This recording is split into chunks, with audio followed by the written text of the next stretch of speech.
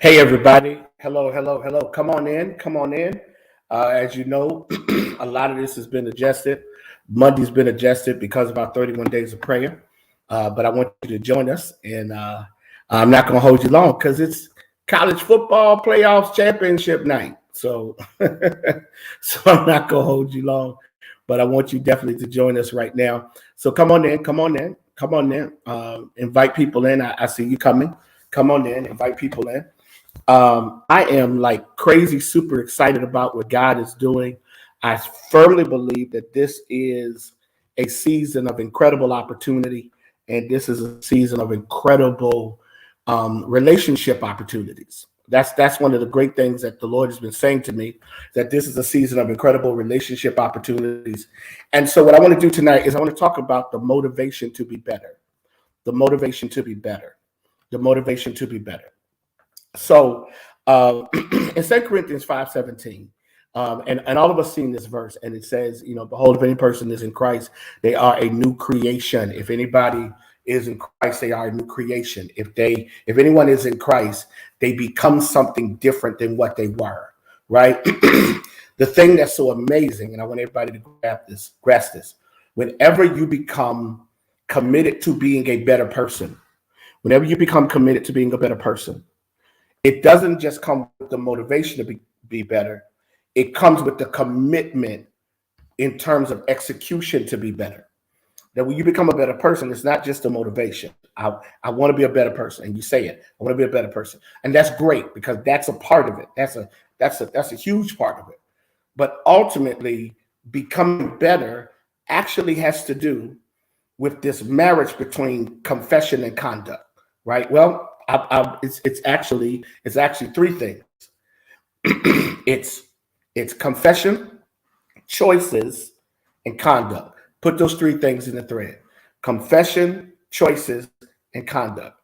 That you do not become better until you have a confession, right? Which means that you got to control conversations, and you got to control content, but you got to also control intent. Wow. You got to control conversations, right? So you got to control content, but you have to also control intent. Why did I say what I said? Here's what's amazing. Did you say what you said to hurt the person you said it to? Did you say it to aggravate them? Did you say it to discourage them? Did you say it to expose something about them that brings them into constant conflict? Did you say it because you're struggling yourself and you want them to struggle with you? Okay. Also, it's not just about what you say, it's also about what you're unwilling to say. If you're in a relationship with somebody and you could say something that could inspire them, encourage them, and challenge them in a positive way, but you hold it back, that says guilty as the person who says something nasty. Now, I know some people say, nah, sometimes sometimes it's best that you don't say it. I get it. I'm married and my wife is married and I'm married, right? So sometimes it's best not to say things. But there are also times when people choose not to say something that they know can help you become what you're created and called to be. So at some level, you have to control your confession by controlling content, but also controlling intent. If my intent is to hurt you, then my content is going to become negative in terms of consequences in my own life.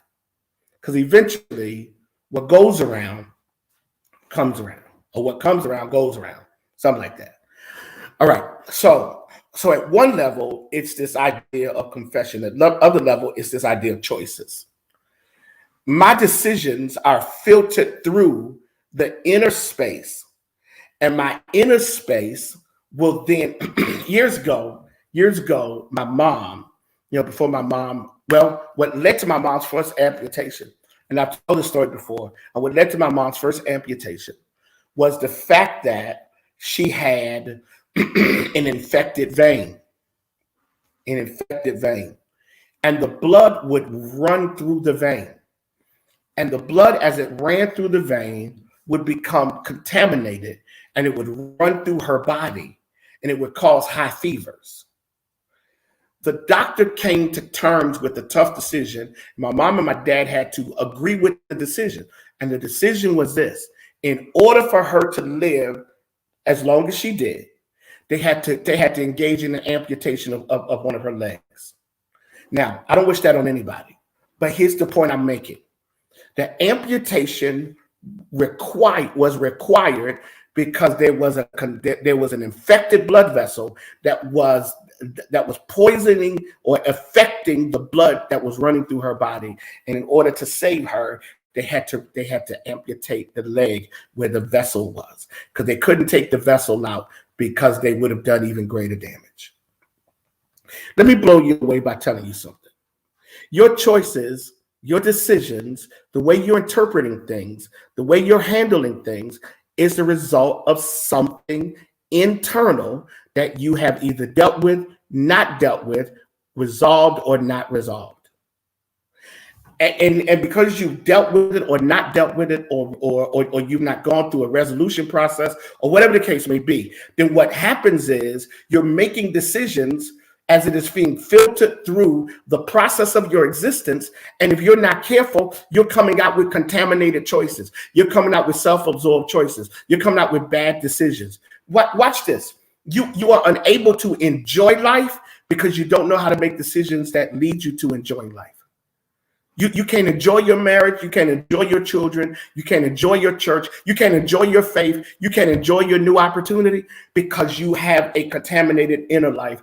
And one of my best friends in the world, Jeff Dennis, who is a major mental health guy, can tell you, and that a lot of times the decisions that you're making are not just the decision you're making in the moment.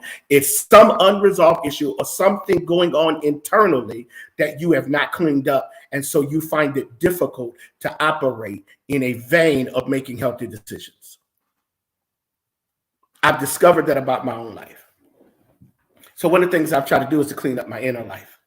And I'm still working at it because one of the things I understand is when I clean up my inner life, my decisions are different. When I clean up my inner life, I can discern differently.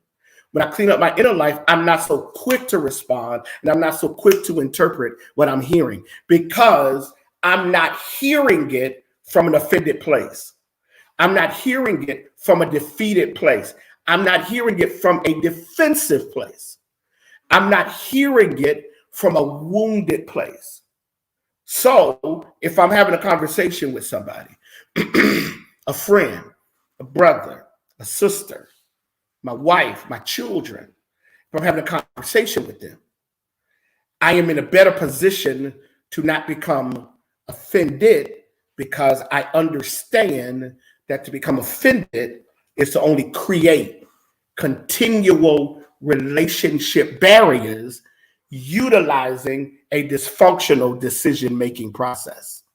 I create these barriers in my relationship. I make it hard to be happy because my decisions are layering dysfunction and pain and disappointment, and I'm just building on it.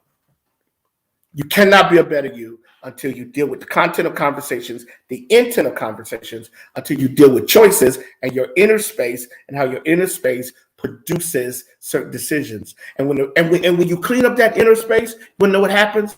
You will find yourself less offended. You will find yourself, watch this, you will even find yourself less defensive. You will find yourself not having to always fight and explain and be on guard. No, you will actually be able to live in a healthy place with people, even if they're unhealthy. And you'll be, and watch this. And the other thing is, and this is one of the things I thank God for. One of the things I thank God for what he's done this for me in my life, is God has given me the ability to also discern and to project. So I'm not always making decisions in the moment. I understand that if I'm in a conversation with somebody and they try to pull a card on me, that if I'm discerning, I'll know that I can't respond like this because this is going to bring me into an unhealthy place. I had a situation today, right? A situation today that I could have done something. I could have played the blame game, but I understood that to play the blame game would create a negative relationship with some people I will meet down the road. So I absorb the hit.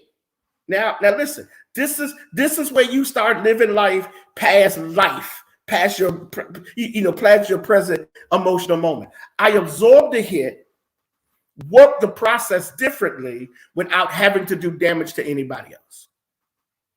The wisdom of life is that you don't always have to win in the moment because you're playing the long game. You're not playing the short game. You have long sight, not short sight. And there's something I'm learning called a Six Sigma, Lean Six Sigma. And it talks about short sight and long sight. Short sight is the stuff you deal with in the immediate. But long sight is what you're projecting. So there are certain things about people I need to cover until I get to a place where watch this, where it won't damage me. Some of you have not played the long game. You always play the short game. You're always in your feelings. You're always in the moment. You don't understand that sometimes apologizing does not mean that you're weak. It means that you're wise enough to know that you don't have to win everything in the moment when you're creating a culture that will produce everything you desire. Did you get it? Did you get it? And that has to do with decision making. You make certain decisions. You make certain decisions. And the decisions are made because you're trying not to live a contaminated, corrupted, frustrated, unhappy, miserable life. You're trying to win at life. And sometimes to win at life, you got to let people go. Sometimes to win at life, you got to hold people tight. Sometimes to win at life, you got to adjust the way you relate. And you got to make certain decisions so you can keep moving forward. Don't produce enemies that have ally written on them, because you don't know what to do with allies who don't always act like it. Okay. You want to be better. So it's conversation, content, intent, right? You got that? Then it's about making decisions. It's about making decisions. And so when you make these decisions, you do the things you need to do. This is about conduct. Conduct is three things. Conduct is about making something, about being intentional. So the first thing with conduct is that none of this works until you're intentional. I watched my wife, really turn this health thing, right? And I watched the intentionality. And even though, like most people, from her birthday until now, she's been enjoying herself. Like most people do in the holidays, you eat a little differently here, you do a little differently there, but she's still doing certain things, still drinking water, still doing certain things, right? She's still doing certain things. So as she ramps it back up again, it's not going to be as hard because, one, she was so intentional for several months and we all saw it.